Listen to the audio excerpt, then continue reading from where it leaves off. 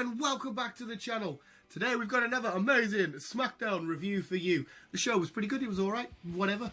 This is Last Night SmackDown, which is the 25th of the 4th, 2017. Let's get started.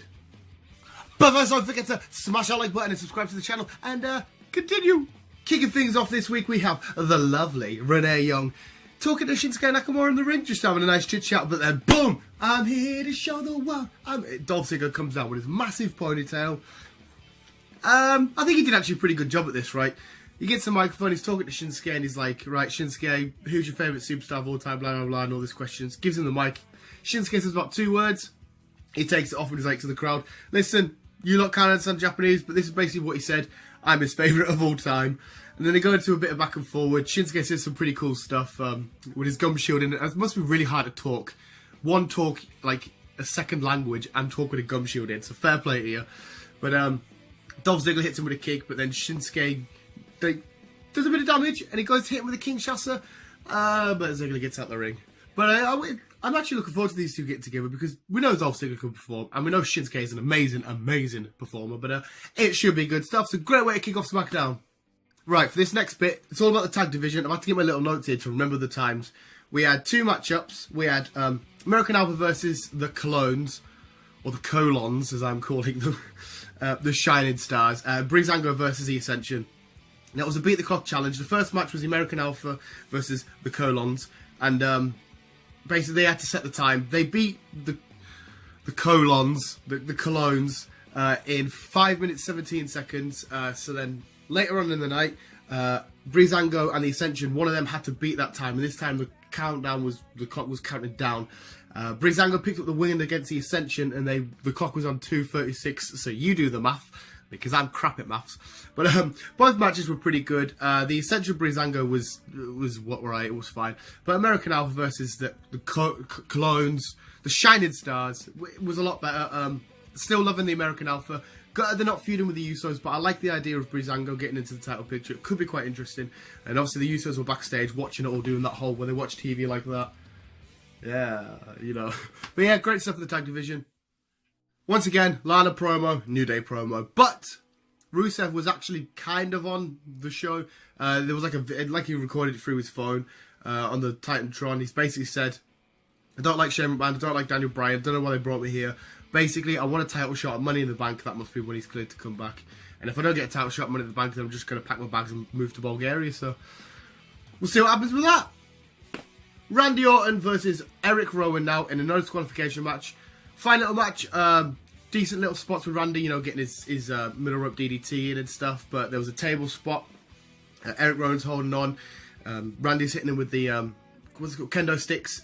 Hits him about twice and he falls off through the table. Then there was a chair spot hitting Randy, but then eventually Randy gets in the ring. 1, 2, 3 after the RKO. Yeah, it was fine. It was all right. I guess it was just a way to get the next part set up, which was Jinder Mahal coming down, giving it the whole, oh, you lot don't like me because I look different and kind of stuff. And then they jump Randy. The Bollywood Boys come down, which was who it was last week. I didn't know. They were on 205 Live, I think it was on 205 Live. But they come down. Then Jinder basically took his title and drove off in a limo. Yes, this feud is going to be absolutely crap. I'm not looking forward to it whatsoever one bit. I'd rather have seen Luke Harper in this role. But hey, whatever. It could surprise me. But yeah, that's what the champion did this week. Now, 2 guys that are completely so hot right now. Well, one's hotter than the other. AJ Styles versus Baron Corbin.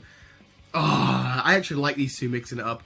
Baron Corbin and Kevin Owens is on ringside, sorry, commentary. Baron Corbin got most of the first offense in, doing a lot of damage, but then AJ obviously comes back into it.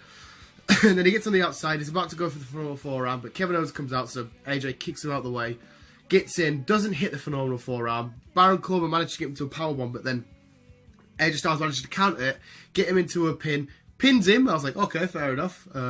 I thought Kevin Owens' distraction would have cost him or whatever. But it didn't. But then Kevin Owens does get in the ring, starts beating AJ down. Then Corbin starts beating AJ down. But then Sami Zayn runs down. Yes. Kevin Owens gets out the ring. Sami Zayn's hula kicks Baron Corbin, done. Kevin Owens gets involved. And then he's left with AJ and Kevin. Kevin Owens pop-up power bombs in. I can't wait for these two to get out in the ring. But yeah, that was really cool stuff. Main event time. Obviously, Charlotte beat Naomi last week, so that means this week she got a title opportunity for the SmackDown Women's Championship. It's Naomi vs Charlotte. Cool little match, fine. Charlotte doing a moonsault, but it gets countered. We had Naomi doing her kicks, but Charlotte's grabbing them. Yeah, it was great, but then it ended with Natalya, Carmella with James Ellsworth, and Tamina coming down.